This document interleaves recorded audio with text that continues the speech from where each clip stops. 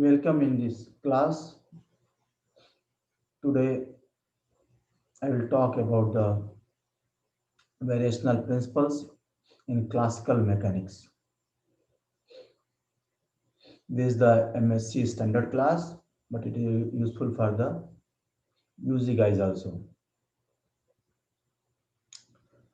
So this is the basic principle we use in the classical mechanics, the variational principle.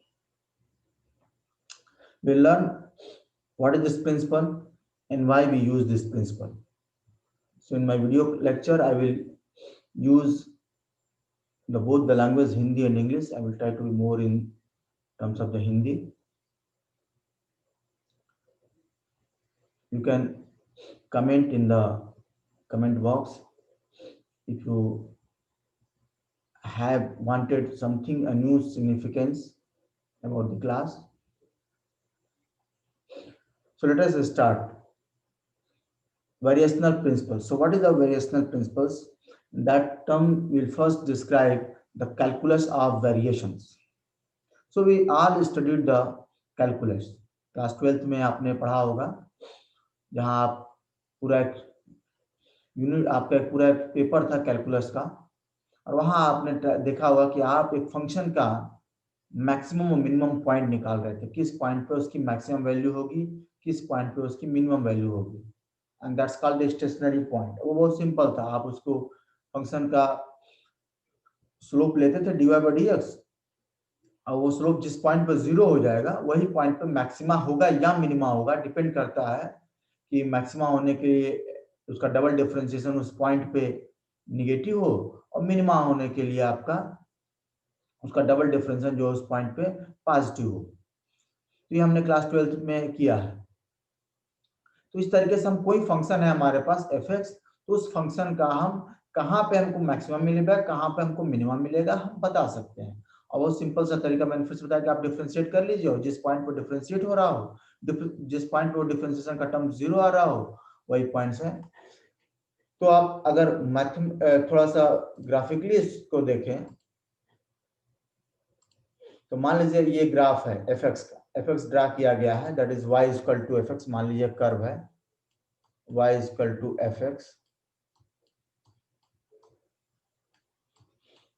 x जहां पे आपके independent variable है और उसके बेस पे y आपका डिपेंडेंट वेरिएबल है। आपने कर्व ड्रा किया, तो this is basically y, this curve is y and this is x, so y is nothing but the f(x). अब ये कर्व ड्रा किया गया है, तो आप देख सकते हैं कि ये जो पॉइंट है वो मिनिमम पॉइंट है, और ये जो पॉइंट है वो मैक्सिमम पॉइंट है, और ये आप निकाल सकते हैं। बहुत सिंपल सा है, जो भी फंक्शन है उसको आप डिफरेंशिएट कर दीजिए और उसको जीरो कर दीजिए, और जिस पॉइंट पर सेटिस्फाई करे वो वही x आपका देगा, और दोनों हो सकता है मैक्सिमम मिनिमम। और उसके आगे के लिए आपके पास दूसरी कंडीशन है कि आप उसको डबल डिफरेंशिएट करिए, और फिर उस पॉइंट x पर देखिए कि क्या आपको पॉजिटिव आ रहा है कि निगेटिव आ रहा है। अगर f डबल एक्स की वैल्यू उस पॉइंट x पे, पर्टिकुलर x पे पॉजिटिव आ रहा है, इसका मतलब है कि निगेटिव आपका मिनिमम वैल्यू है, और निगेटिव आ रहा है इसका मतलब मैक्सिमम वैल्यू है। But all this called stationary points. और वो सिंपल सा है, क्या ही हो कि अगर हम, मेरे पास फंक्शन का फंक्शन है, अभी तो हमारे पास आप देखिए कि y इक्वल टू f(x) था, तो मुझे एक वेरिएबल, इंडिपेंडेंट वेरिएबल x चाहिए था, और वहां से मैं y निकाल ले रहा हूं। ठीक है, जैसे अब मैं और भी सिंपल आपको कर दूं कि y इक्वल टू, मान लीजिए मेरे पास एक फंक्शन है दैट इज 3x² माइनस 3। अब मुझे इसका मालूम करना है कि इसका मैक्सिमम मिनिमम कहाँ होगा। तो सिंपल सा है कि मैं इसको डिवाइड बाई dx कर दूं, और डिवाइड बाई dx जीरो होगा, तो आपका 6x minus 6x equal to zero. ठीक है, सो x इक्वल टू आपका जीरो पे इसकी वैल्यू मिलेगी, मैक्सिमम मिलेगी या मिनिमम मिलेगी, आप जो भी इसको मिल रहा हो। और फिर जब आप सॉल्व करेंगे, x इक्वल टू जीरो आप रखेंगे इसी की वैल्यू, तो आपको दिखाई देगा कि x इक्वल टू जीरो पे वो पॉजिटिव है कि निगेटिव है। आप सिंपली एक बार इसको डिफरेंशिएट करके इस टर्म को देख लीजिए, तो ये हो जाएगा that is y double dash will be that is F dash x, हो जाएगा 6x, ठीक है, एंड दिस इज -3, तो खत्म हो जाएगा। और इसी टर्म को हम 0 कर देंगे तो हम देखेंगे कि x इक्वल टू 0 आ रहा है। अब देखेंगे कि x इक्वल टू 0 पे उसकी वैल्यू क्या है, ठीक है, डबल डिफरेंशिएशन पे। इसको आप डबल डिफरेंशिएशन करिए, तो जब आप इसको डबल डिफरेंशिएशन करेंगे तो क्या आ जाएगा, y double dash is the nothing but the 6, जो कि एक पॉजिटिव नंबर है। और x की वैल्यू आप उस, चूंकि x से वो इंडिपेंडेंट है तो कोई ज्यादा अंतर नहीं पड़ा, लेकिन x इक्वल टू 0 आप रख रहे हैं तो भी वो पॉजिटिव ही आ रहा है। और इसका मतलब है कि x इक्वल टू 0 पे इस फंक्शन की ये मिनिमम वैल्यू आएगी, और कितनी आएगी वो आपको दिख रहा है, -3 आएगा, ठीक है। x इक्वल टू आपका 0 पे उसकी वैल्यू मिनिमम आएगी एंड दैट इज -3। तो आपको ये पता चल गया क्योंकि वो केवल x पर डिपेंडेंट है। अब हम क्या कह रहे हैं कि मान लीजिए हमारे पास एक दूसरा फंक्शन है, हमारे पास एक दूसरा फंक्शन है that is y equal to 3x square z minus z square plus 6। इसमें देखिए, अब इसमें y का जो मैक्सिमा या मिनिमा पॉइंट होगा वो केवल x पर डिपेंड नहीं करेगा, वो z पे भी डिपेंड करेगा। तो अब आप कहें कि मैं इसको डबल डिफरेंशिएट कर लेता हूं, किसके रिस्पेक्ट में करें, तब तो आपको पार्शियली डिफरेंशिएट करना पड़ेगा। जब आप पार्शियली कर रहे होते हैं तब आप मानते हैं कि z कांस्टेंट है। जब आप del y by del x निकालेंगे तब इसमें आप मान लेंगे कि मेरा z कांस्टेंट है, जबकि वैसा है नहीं। या आप del y by z del z निकालेंगे तब आप मान लेंगे x कांस्टेंट है, वो भी नहीं है। अब आपके पास x और z का एक कॉमन ऐसा होगा पॉइंट, कुछ some value of x and for some value of z y आपका क्या हो, मिनिमम वैल्यू दे या मैक्सिमम वैल्यू दे। अब ये कैसे निकलेगा, मैं इसको और थोड़ा सा कॉम्प्लेक्स कर देता हूं। y मान लीजिए बहुत सारे का फंक्शन है, x z omega p q r so many numbers का, तब तो और भी ज्यादा टफ हो जाएगा। सो अब जब है आपको पता है कि y तो खुद ही फंक्शन है, और इस y का जो मैं स्टेशनरी पॉइंट निकालना था, जो अब जो एक पॉइंट तो निकालना नहीं, x केवल निकालना नहीं, x z कई सारे निकालने हैं, कई किसी का फंक्शन होंगे, तो इसका मतलब है कि इसका स्टेशनरी पॉइंट ना हो, स्टेशनरी फंक्शन होगा। संभव हो कि कंडीशन कुछ इस तरीके से बन रही हो कि 3x square equal to Z आने पे संभव है कि y जो है मैक्सिमम हो। इसका मतलब है कि अभी क्या हो गया, फंक्शन हो गया। इसका मतलब है कि 3x square minus z equal to 0 के लिए ये फंक्शन मैक्सिमा या मिनिमा होगा। तो अब आपको एक स्टेशनरी पॉइंट नहीं मिल रहा, अब आपको स्टेशनरी फंक्शन मिल रहा है। अब इसको आप रेगुलर कैलकुलस मेथड से सॉल्व नहीं कर सकते हैं। तो जब आपको स्टेशनरी फंक्शन पाना हो instead of stationary points, then you need a calculus of variation method. और इसमें क्या करते हैं, आप उन स्टेशनरी फंक्शंस के लिए डिफरेंशियल इक्वेशन सॉल्व करते हैं, ठीक है। आप उन स्टेशनरी फंक्शंस के लिए जो आपको निकालना है, उनके लिए आप डिफरेंशियल इक्वेशन सॉल्व करते हैं। मैं थोड़ा सा इसको और क्लियर कर रहा हूं, थोड़ा सा इसको आप दूसरे एग्जांपल समझने का प्रयास करेंगे। मान लीजिए आपके देश की जीडीपी है, अब आप कहते हैं ना कि जीडीपी मिनिमम हो रही है या मैक्सिमम हो रही है, एक इकोनॉमिक्स उसको, इकोनॉमिक्स जो होता है उसको समझता है मैक्सिमम जीडीपी मेरी कब होगी।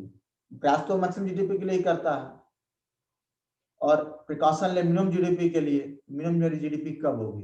तो ऐसा नहीं है कि आपका जो एक्सपोर्ट और इंपोर्ट हो उसी से जीडीपी डिसाइड हो रहा है, वो आपके हमारे पर्सनल कैपेबिलिटी पर भी डिपेंड कर रहा है, हम कितना अर्निंग करें। मान लीजिए कोई बिजनेसमैन हो, उसकी उस साल की अर्निंग खराब हो जाएगी, बिजनेस खराब होगा तो जीडीपी में अंतर पड़ेगा, कितना पड़ेगा कैसा पड़ेगा दैट्स डिफरेंट पॉइंट, बट पड़ेगा, वो भी एक फैक्टर है। आप देख सकते हैं कि आपका पॉलिटिकल स्टेबिलिटी, सरकार का स्थिरता, वो भी डिपेंड करता है, उस पर भी जीडीपी डिपेंड करता है। I am not the economist, जो बेसिक टर्म्स हम समझ पाते हैं उसके बेस पर आपको समझाने का प्रयास करते हैं। सो आपको पता है कई सारे टर्म्स है जिसपे आपकी जीडीपी डिपेंड करती है। बिजनेस अच्छा होगा, बिजनेस अच्छा होने के लिए बहुत सारे माहौल चाहिए। अवरोध आंदोलन होगा तो कहाँ से जीडीपी बढ़ेगी, तो जीडीपी कैसे चेंज हो जाएगी। और मान लीजिए वहां जीडीपी घट रही है तो हम ऐसा और क्या प्रोसेस करें जिससे हमारी जीडीपी बढ़ जाए, मैक्सिमम हो। इकोनॉमिस्ट प्रयास करते हैं। तो आप देख पा रहे हैं कि देश की जीडीपी कई सारे पैरामीटर्स पे डिपेंड कर रही है। तो क्या आपका कोई एक पैरामीटर हो सकता है, पॉइंट हो सकता है क्या, जिसको आप सही कर लें और वहां से आप उसको पता लगा लें कि अच्छा इस पे जीडीपी मेरी मैक्सिमम होगी, या रेफरेंस के लिए आप इसकी जीडीपी मेरी मिनिमम होगी? क्या आप ऐसा कर सकते हैं? नहीं, क्योंकि अब आपको ऐसा फंक्शन चाहिए जो सभी पैरामीटर्स का मिक्स हो, वो सभी पर डिपेंड करे, उन सभी पैरामीटर से बन के एक नया फंक्शन बने।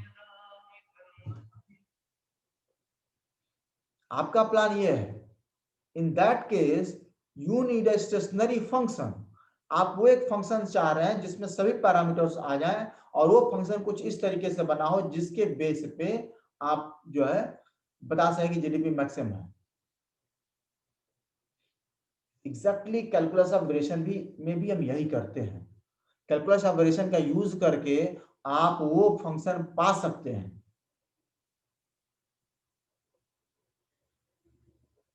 जिसके लिए आप फंक्शंस ऑफ फंक्शंस के मैक्सिमा या मिनिमा को उसके स्टेशनरी फंक्शंस को प्राप्त कर सकते हैं। और इसीलिए हम कैलकुलस ऑफ वेरिएशन का यूज करते हैं।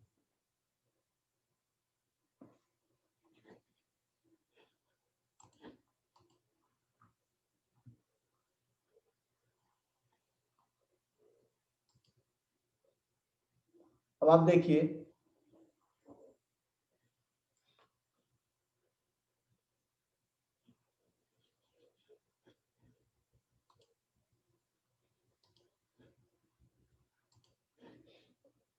अब देखिए ये जो आप हम बात कर रहे थे कि ये स्टेशनरी फंक्शन है जिसको हमें निकालना है, जिसकी सहायता से आप फिर फंक्शन ऑफ फंक्शंस की पॉइंट मैक्सिमा को या मिनिमा को पा सकते हैं, जो कि आप स्टेशनरी पॉइंट जिसको आप बोल रहे थे, आप जनरल कैलकुलस में उसको स्टेशनरी पॉइंट बोल रहे थे, जिस पॉइंट पे फंक्शन का मैक्सिमम मिनिमम वैल्यू है।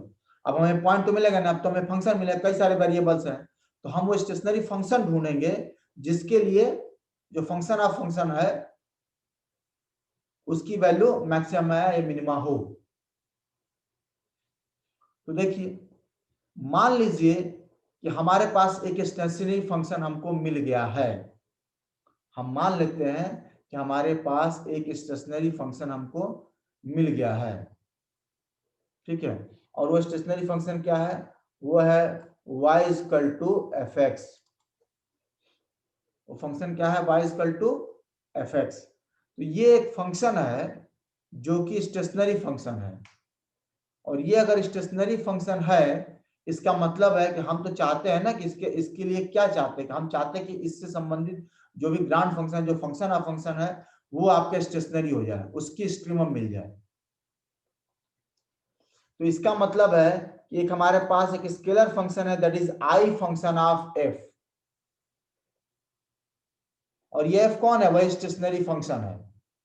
तो हमारे पास एक फंक्शन ऑफ फंक्शन मिला जिसको हम ग्रांड फंक्शन कह सकते हैं, और इसी फंक्शन का मुझे स्टेशनरी वैल्यू पाना है। और वो स्टेशनरी वैल्यू मुझे कहां मिलेगा? इस एफ पे मिलेगा।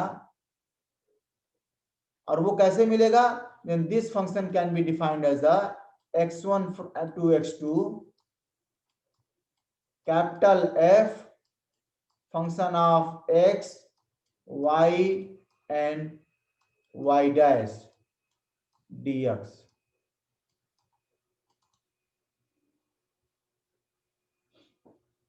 अगर ऐसा हो जाता है, ठीक है, तो ये जो फंक्शन आप f की बात कर रहे हैं ये स्टेशनरी फंक्शन होगा। देखिए सिंपल सा है। अब इसको मैं थोड़ा सा और सिंपल करना चाह रहा हूं ताकि आपको मैथमेटिक्स ज्यादा वेरिएंट ना लगे। मैं क्या कर रहा था पहले वाले कैलकुलस में जो हम 12th स्टैंडर्ड की कैलकुलस करते हैं, मैं इसको ऐसे लिख देता हूँ, जो हम 12th में कैलकुलस करते हैं वो हम क्या कर रहे थे, हमारा काम क्या था 12th की कैलकुलस में, हमारा काम था वो एक्स पता करना जहां पे एफ एक्स क्या हो, स्टेशनरी हो, ठीक है, एक्सट्रीमम हो, मतलब मैक्सिमा या मिनिमा दे, एफ एक्स क्या हो, स्टेशनरी हो,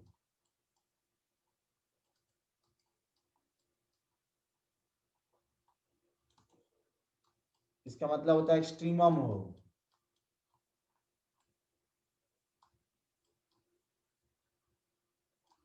मतलब एक्सट्रीमम का मतलब मैक्सिमा हो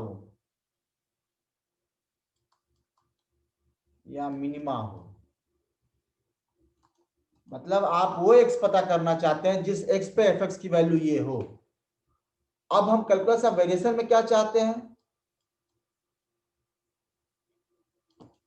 कैलकुलस ऑफ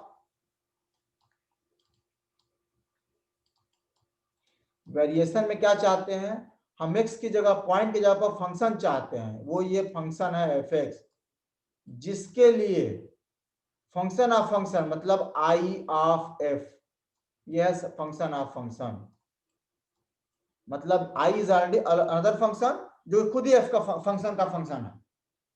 तो अब हमें पता करना है वो स्मॉल एफ एक्स जिसको हम स्टेशनरी फंक्शन कहेंगे, स्टेशनरी पॉइंट या पर स्टेशनरी फंक्शन कहेंगे, ठीक है, और इसको हम स्टेशनरी पॉइंट बोलते थे। देखिए ये था हमारा स्टेशनरी पॉइंट, ये क्या था हमारा स्टेशनरी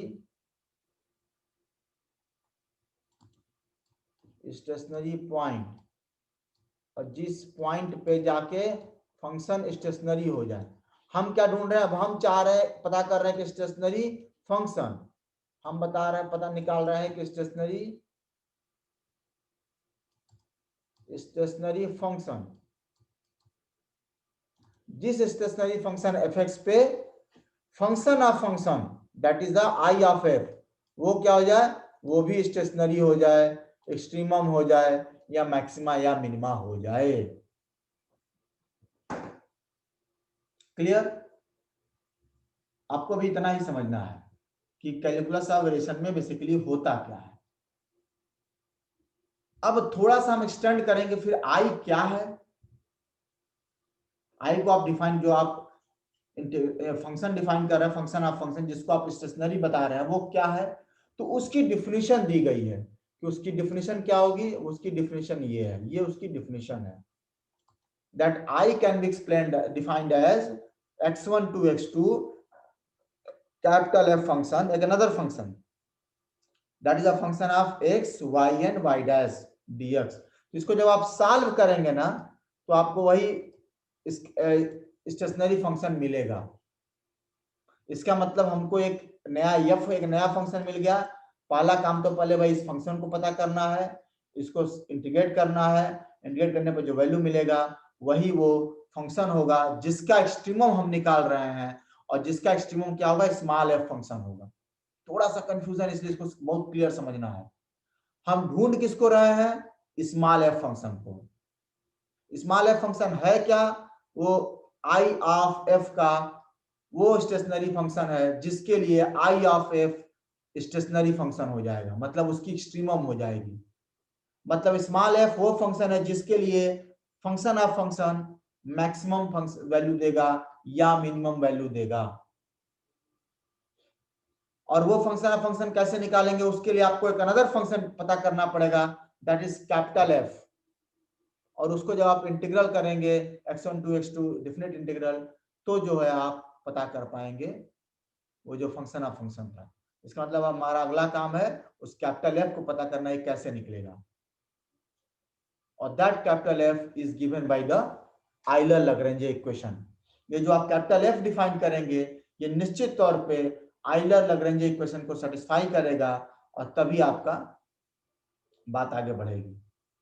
ओके, सो यहां तक हमारे पास जो बॉटम लाइन है वो यही है कि instead of stationary point now we search a stationary function for which function of function will be minimum or maximum.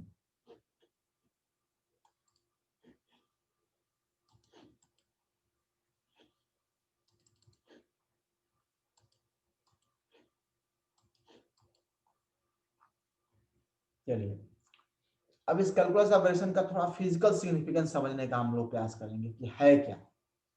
ठीक है, तो जैसा मैंने कहा पहले जो डिफिनेशन में कि स्टेशनरी फंक्शन है एफ स्मॉल एफ, और उसी स्टेशनरी फंक्शन जो स्मॉल एफ है उसके लिए इस फंक्शन स्मॉल एफ के लिए एक हमारे पास फंक्शन है that is I of F, वो स्टेशनरी होगा।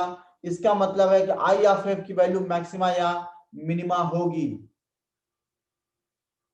यही हम बात किए थे कैलकुलस ऑपरेशन में। कैलकुलस ऑपरेशन में हमने यही कहा था ना कि मेरे पास स्टेशनरी फंक्शन होगा that is small F x, जिसके लिए नॉट जिसके लिए जो कि आई ऑफ एफ के लिए का वेट थोड़ा सा मैं इसको और कर कहने का मतलब है कि हमारे पास एक स्टेशनरी फंक्शन होगा that is small F x, ठीक है, जिस पर एक नए function that is I of F function of function की वैल्यू स्टेशनरी होगी, मतलब वो मैक्सिमा या मिनिमा होगा।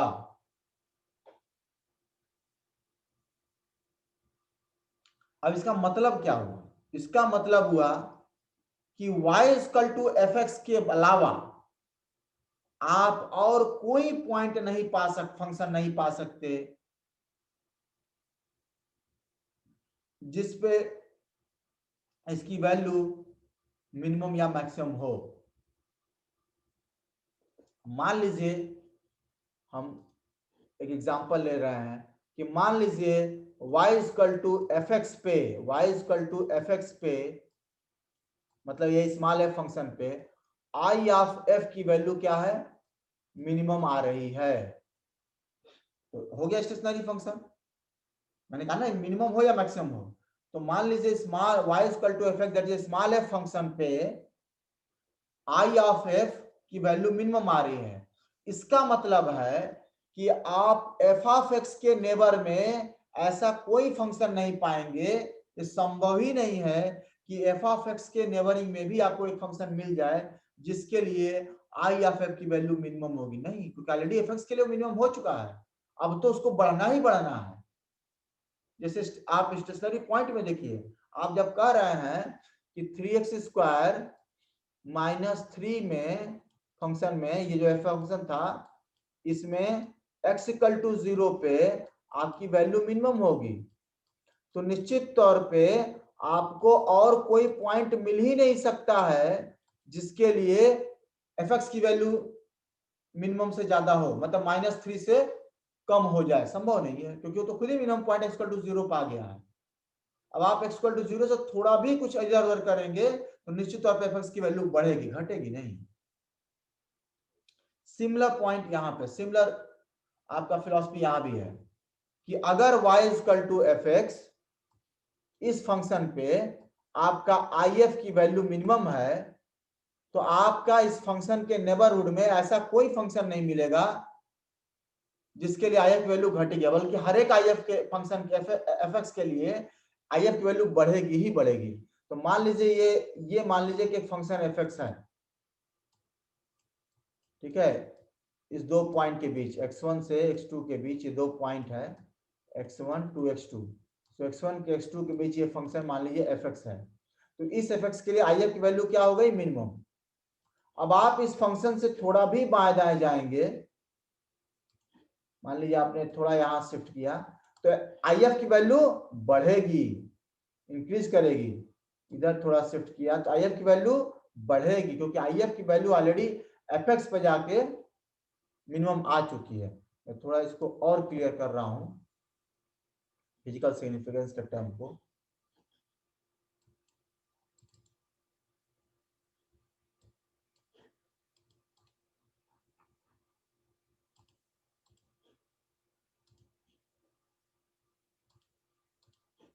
देखिए मान लीजिए एक फंक्शन एफ, दो पॉइंट है x1 x2 जिसके बीच आप निकाल रहे हैं, है ना, इंटीग्रेशन में x1:2 पॉइंट है।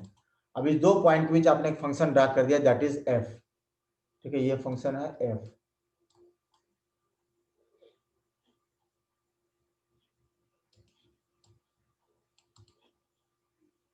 ये फंक्शन हुआ आपका f। अब इस f के लिए मेरी if जो है, मैंने कहा कि मिनिमम है।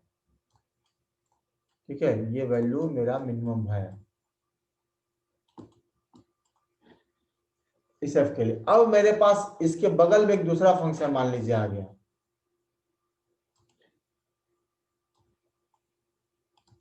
अब वो मान लीजिए आपका है f1।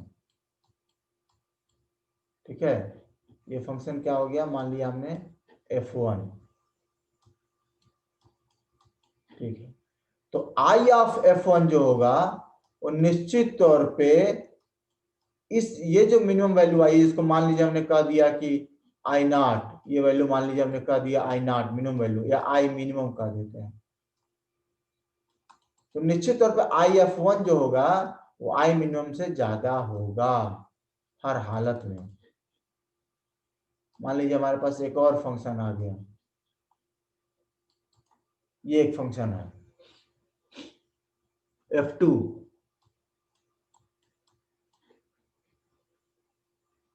तो आई ऑफ f2 फिर से जो होगा वो आई मिनिमम से ज्यादा होगा। वो आई f1 से ज्यादा और कम होगा मुझे नहीं मालूम, बट मुझे मालूम है कि आई मिनिमम से ज्यादा होगा। इसका मतलब आई ऑफ f से ज्यादा होगा। इसको हम आई ऑफ f भी कह सकते हैं। आई ऑफ f उससे ज्यादा, I of f2 will be greater than I of f। ठीक है, ओके।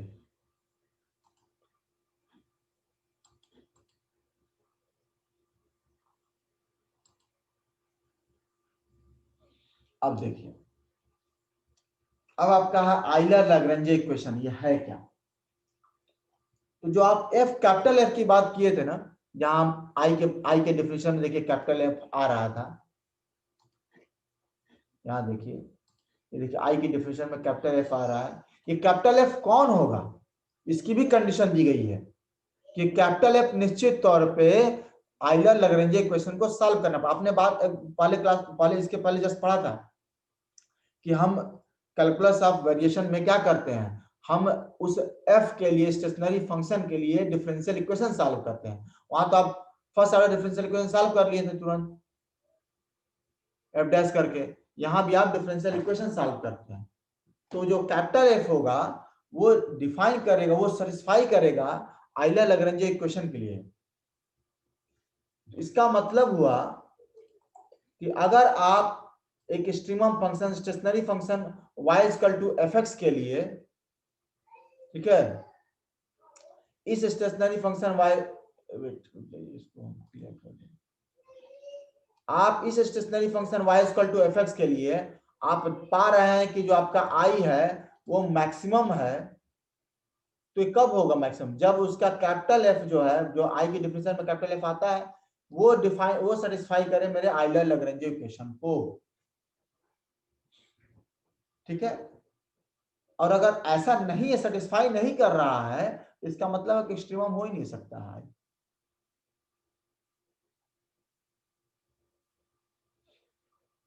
सो एक्सट्रीमम होने के लिए आपके f को सेटिस्फाई करना पड़ेगा आइलर लैग्रेंज इक्वेशन को। यहां आप देख सकते हैं कि x आपका इंडिपेंडेंट फंक्शन है और y आपका डिपेंडेंट वेरिएबल है। So that's what called as Euler Lagrange equation, that is given by d by dx of del f by del y dash minus del f by del y is equal to 0। ये condition है जो कि function f को satisfy करना पड़ेगा। Function f कहां से आता है, वो आई फंक्शन पर डिपेंड करता है, that is I definition of I, the I the function of function and that is stationary for small f function. अगर क्लास के बाद अभी भी आप कंफ्यूज हैं आई कैपिटल F स्मॉल f में, तो बार बार इसको देखिए और उसके बाद भी कंफ्यूजन तो आप कमेंट बॉक्स में लिखिए, मैं आपको पर्सनली फिर से एक्सप्लेन करने का प्रयास करूंगा। चलिए अब इसके साथ थोड़ा सा कुछ चीजें क्लियर करते चलते हैं कि देखिए यहाँ पे आपका x इंडिपेंडेंट फंक्शन है, y डिपेंडेंट फंक्शन है, तो आपको x और y तो नॉमेनक्लेचर है। इसका मतलब बस इतना है कि यहाँ हमेशा इंडिपेंडेंट फंक्शन रहेगा, यहाँ हमेशा डिपेंडेंट फंक्शन रहेगा। तो अगर मैं उल्टा कर दूं, अगर मैं कह रहा हूं कि अगर x इंडिपेंडेंट है, सॉरी x डिपेंडेंट है और y इंडिपेंडेंट है, तो मैंने तो कहा ना कि यहाँ हमेशा इंडिपेंडेंट होगा। इसका मतलब इंडिपेंडेंट कौन है? y है। इसका मतलब यहाँ हो गया y, और यहाँ दोनों पर डिपेंडेंट, एक बार डिपेंडेंट का डिफरेंशिएशन और एक बार डिपेंडेंट का केवल डिपेंडेंट फंक्शन। इसका मतलब डिपेंडेंट फंक्शन कौन है? x, यहाँ पर x डैश हो जाएगा और यहाँ पे x हो जाएगा।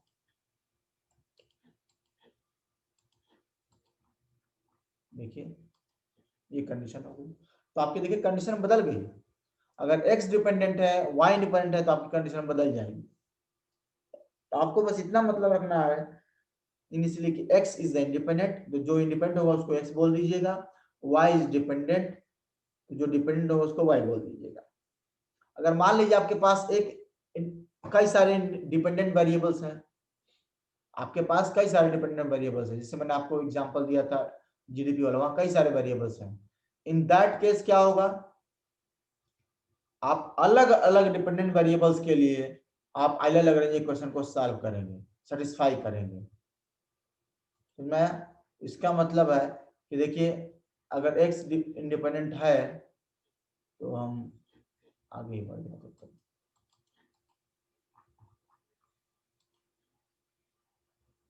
आप देख सकते हैं x इंडिपेंडेंट है तो ठीक है, डिपेंडेंट में आपके कई सारे वेरिएबल्स है ना, तो ये कई सारे वेरिएबल्स का मतलब है y1 है, y2 है, yn है। तो देखिए पहली बार हो जाएगा y1 डैश माइनस y1, कोई अंतर नहीं पाया, केवल आप वेरिएबल बदल दिए। एक इक्वेशन इससे सॉल्व कर लिए, दूसरे इक्वेशन में आप y2 डैश और y2, तीसरे में y3 डैश एंड y3। तो जितने भी आपके पास डिपेंडेंट वेरिएबल होंगे उतने ज्यादा आपके पास differential equation, first order differential equations आ जाएंगे, उतने ज्यादा आपको सॉल्यूशन मिलेंगे। ठीक है, और जैसा कि मैंने बात किया कि आइलर लैग्रेंज इक्वेशन जो है वो नेसेसरी कंडीशन है function y equal to f को कि वो स्टेशनरी फंक्शन बन जाए, क्योंकि अगर वो नहीं होगा, ठीक है, मैंने कहा था ना कि f जो है निश्चित तौर पे सेटिस्फाई करना चाहिए आइलर लैग्रेंज इक्वेशन को, क्योंकि उसी बेस पे आई जो होता है वो स्टिमम बनता है।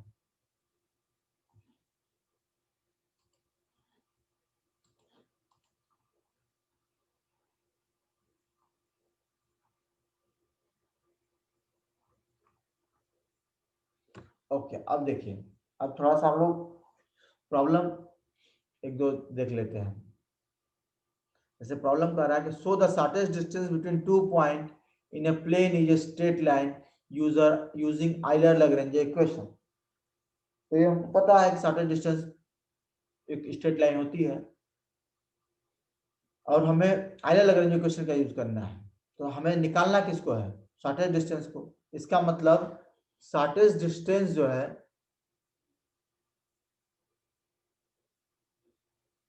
इसका मतलब शॉर्टेस्ट डिस्टेंस ही वो फंक्शन है जिसको आप इंटीग्रेट करेंगे तो आपको s मिलेगा, और इसी की वैल्यू आपको मैक्सिमम या मिनिमम पाना है। इसका मतलब यही आपका i है। Clear?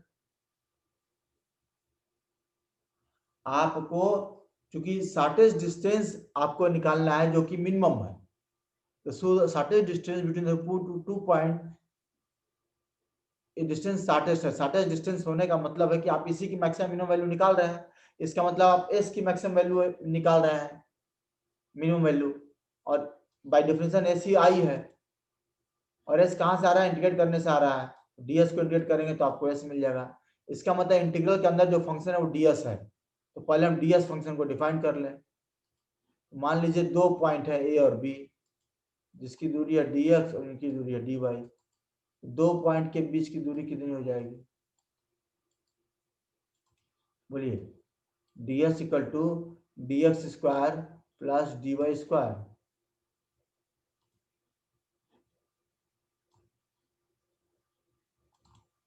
Clear? D s equal to under root d x square plus d y square, क्योंकि ये एक्स वेरिएबल है, ये वाई वेरिएबल है, ये 2 पॉइंट है, तो टाइम के बाद वो कितना दूरी डी एक्स में चला, कितना दूरी वो डी वाई में चला, ठीक है, और उसका रिजल्टेंट जो होगा वो पता चलेगा कितना दूरी वो डीएस में चला, मतलब उस लाइन के अलांग, जिस लाइन के अलांग हम मूव कर रहे हैं। अब देखिए डीएस आप यूज कर सकते, डीएस होगा क्या, ds will be the dx square plus dy square, ds square is dy square plus dx square plus dy square. और इसी को आप थोड़ा सा चेंज कर दीजिए, देखिए आप डीएक्स स्क्वायर कॉमन ले लीजिए, तो ये आ जाएगा 1 plus d y by d x का whole square into d x, और वो कहाँ से कहाँ जाना है, 1 पॉइंट से 2 जाना है, इसलिए x1 से x2, ये जो कोई देखिए एक्सपोनेंट x1 से x2, तभी आप i की वैल्यू पर ds s की वैल्यू आप पाएंगे। यहाँ से यहाँ s की वैल्यू कैसे मिलेगी, स्मॉल s हमने एक स्मॉल इंटरवल में ds निकाल लिया, उसी को इंटीग्रेट कर दिया x से 2। अब आप i की डिफिनेशन देखिए, i की डिफिनेशन क्या थी, integral x1 to x2 f a function of x y dash y and dx था। इसका मतलब यहां से अगर आप देखेंगे तो आपको कैपिटल F क्या मिलेगा, यहां से अगर आप देखेंगे तो आपको कैपिटल X क्या मिलेगा, under root 1 plus d y by d x whole square, यही फंक्शन हो गया, और वही चीज यहाँ देखिए निकाला गया, यही एक फंक्शन है। अब अगर ये निश्चित तौर पे मिनिमम होना चाहता है, शॉर्टेस्ट होना चाहता है, इसका मतलब है कि इस कैपिटल एफ को सेटिस्फाई करना चाहिए क्या, लैग्रेंज इक्वेशन। और वही लैग्रेंज इक्वेशन जब आप सॉल्व कर रहे होते हैं तो आपको आइडिया मिल जाएगा।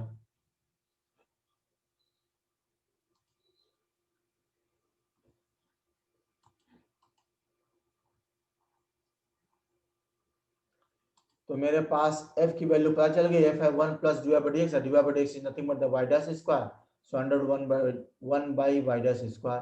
अब आप रखिए आइलर लैग्रेंज इक्वेशन, जब आप आइलर लैग्रेंज इक्वेशन रखेंगे तो क्या है, that is d by d x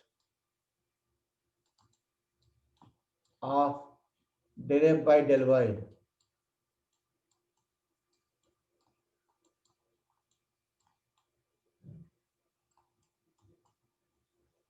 sorry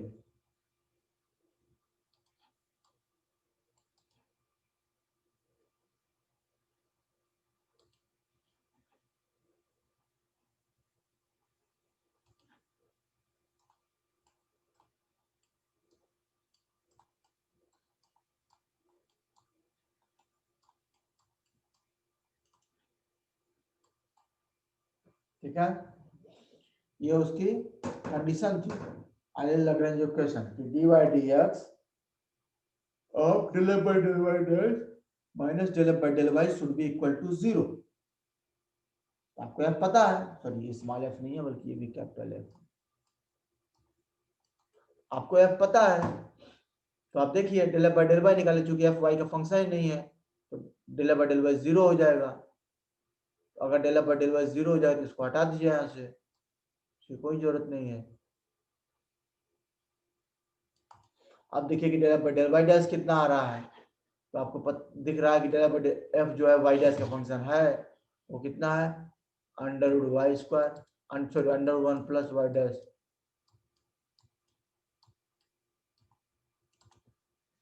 ये फंक्शन है। जब आप इसको डिफरेंशिएट करेंगे, मान लीजिए आप इस फंक्शन को डिफरेंशिएट करेंगे del f by del y dash के टर्म में, ये निकालना है ना, तो आपको ये टर्म आया y double dash that is half 2y double dash and under root 1 plus y dash square. Clear, कोई कंफ्यूजन नहीं होना चाहिए। ओके, अब अगर आपने निकाल लिया तो आइलर लैग्रेंज इक्वेशन में रख दीजिए। तो आइलर लैग्रेंज इक्वेशन कहता है कि डी बाई डी एक्स आप del f by del y, del f by del y dash value मिला है that is y dash upon under root 1 plus y dash square. Minus del f by del y that is 0। ठीक है, अब इस equation को आपको solve कर लेना है। D by d x of y dash upon one under one plus y dash square equal to 0। इसका मतलब देखिए, इसका मतलब निश्चित तौर पे ये जो टर्म होगा वो क्या होगा, एक कांस्टेंट नंबर होगा होगा इसका मतलब है कि y dash of under one plus y dash square should be equal to 0। अगर इसका डबल डिफरेंशिएशन हम कर रहे हैं, सॉरी सिंगल डिफरेंशिएशन कर रहे हैं, तो आप इसको सॉल्व करने जाए मैथमेटिकली तो आप देख सकते हैं कि y dash is nothing but the some constant, y dash is nothing but a some constant. Clear? क्योंकि आप यहां से भी देख सकते हैं y dash upon under root one plus y dash square and that should be some constant, मान लीजिए कैपिटल ए। ठीक है, तो अगर यहाँ पर जो वैल्यू आप रखेंगे, अगर ये टर्म कांस्टेंट आ रहा है, और देखिए आपके पास दो ही टर्म है, वाई डैश और वाई डबल वाई डैश, आपके पास टर्म दो ही है, वाई डैश वाई डैश। इसका मतलब है कि ये भी एक कांस्टेंट नंबर होंगे। So that's why y dash is nothing but the equal some constant another constant a, और y dash is the same dy by dx। तो अभी एक बार और आप डिफरेंशियल इक्वेशन सॉल्व करिए। This is dy by dx ऑफ a, तो एक बार और डिफरेंशियल सॉल्व करेंगे तो आपको मिलेगा it will be similar but the y equal to ax b type का। ठीक है, तो आपको सॉल्यूशन मिल गया y equal to ax b। ये देखिए आपको एक सॉल्यूशन मिल गया।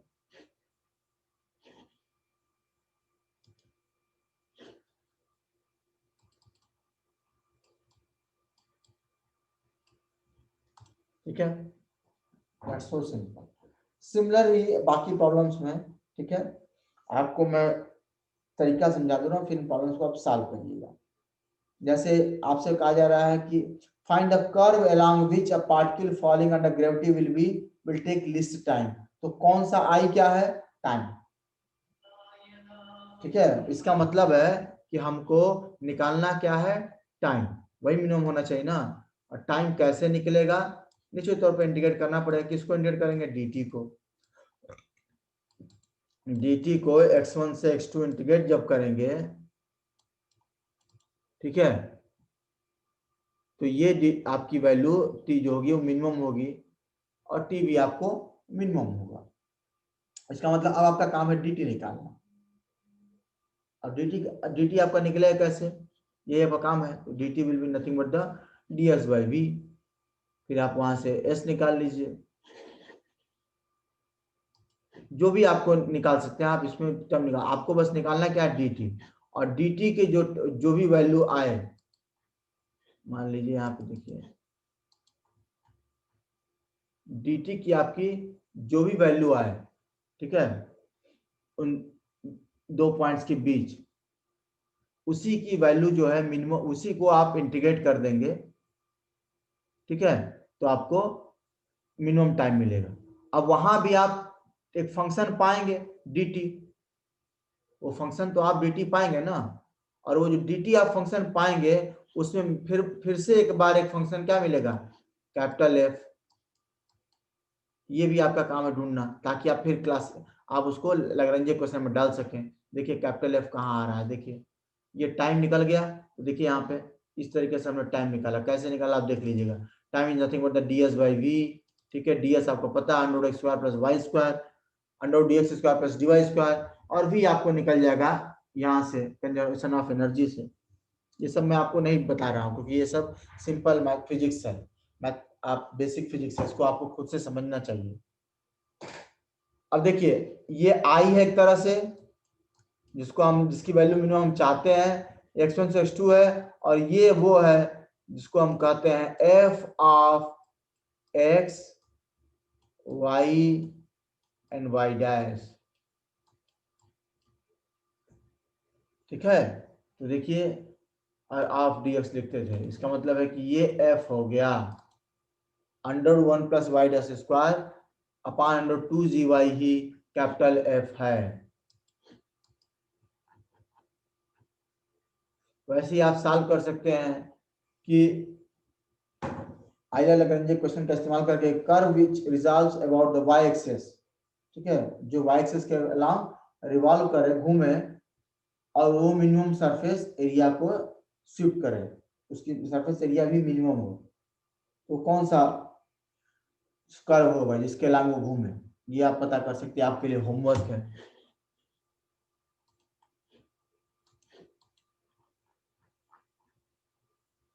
ओके, अब पॉइंट ये था कि आप पहले ही फिक्स कर रहे थे कि मेरा एक्स एक इंडिपेंडेंट वेरिएबल है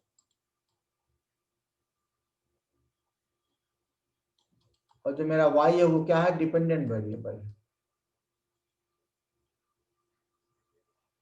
ऐसा हम कर रहे थे ना। तो क्या जरूरी है कि बार बार हम एक्स को इंडिपेंडेंट ले वाई को डिपेंडेंट ले? नहीं, हमने तो आपको बताया ही है कि आप अगर y को इंडिपेंडेंट ले लेंगे तो इक्वेशन बदल जाएगा। चलिए, तो सिंपल है, लेकिन प्रॉब्लम में हम कैसे पकड़ेंगे कौन डिपेंडेंट है कौन इंडिपेंडेंट है? और प्रॉब्लम में अगर मान लिया मैंने गलती पकड़ लिया तो ये तो हमको दिख रहा है कोई उससे अंतर नहीं पड़ेगा, क्योंकि आखिरहाल ओवरऑल तो उसको वही देखना है, आइलर लैग्रेंज इक्वेशन ही सॉल्व करना है, चाहे वो एक्स इंडिपेंडेंट हो तो भी आइलर लैग्रेंज इक्वेशन हम लिख सकते हैं, और एक्स अगर इंडिपेंडेंट नहीं है, ठीक है, वो डिपेंडेंट हो गया तो आइलर लैग्रेंज क्वेश्चन बदल जाएगा, इतना ही बस अंतर पड़ेगा। अब जो आप अगर एक्स मान लीजिए डिपेंडेंट हो गया तो आइलर लैग्रेंज क्वेश्चन क्या हो जाएगा, हो जाएगा D by D by of, sorry,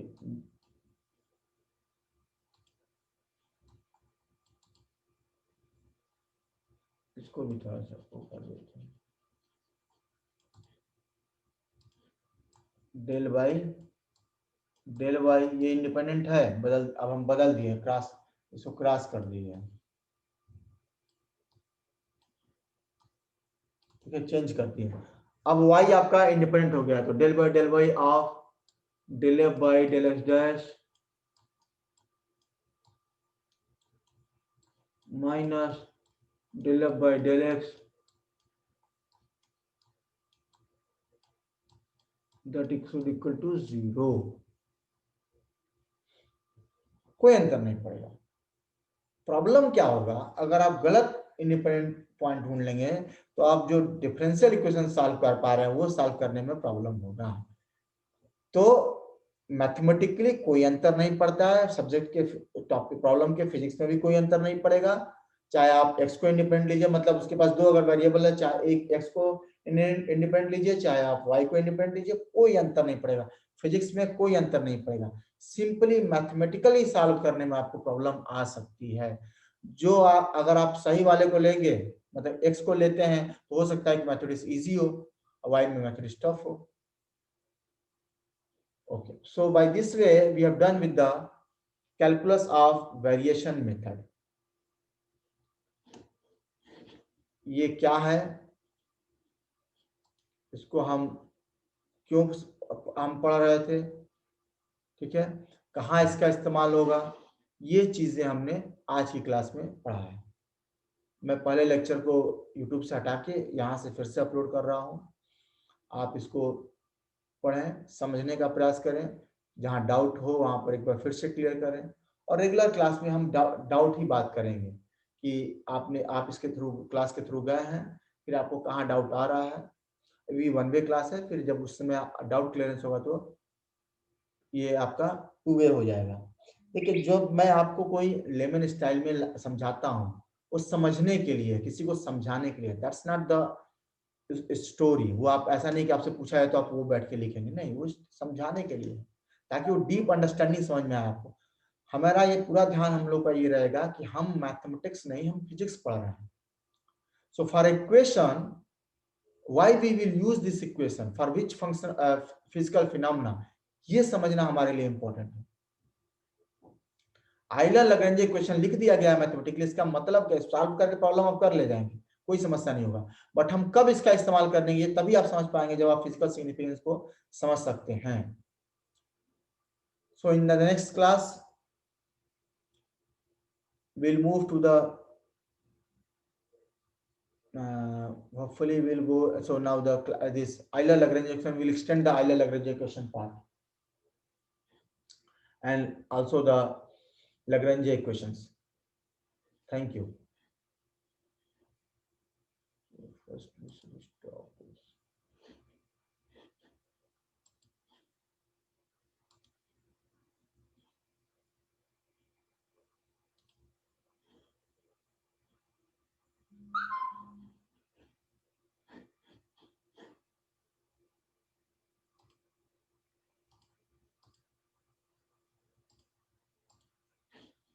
Where is the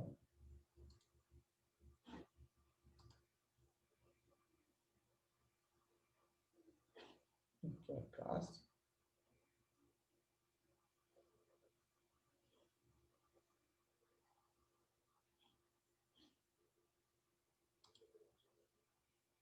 Okay, so stop sharing. We should say, and then we should stop recording.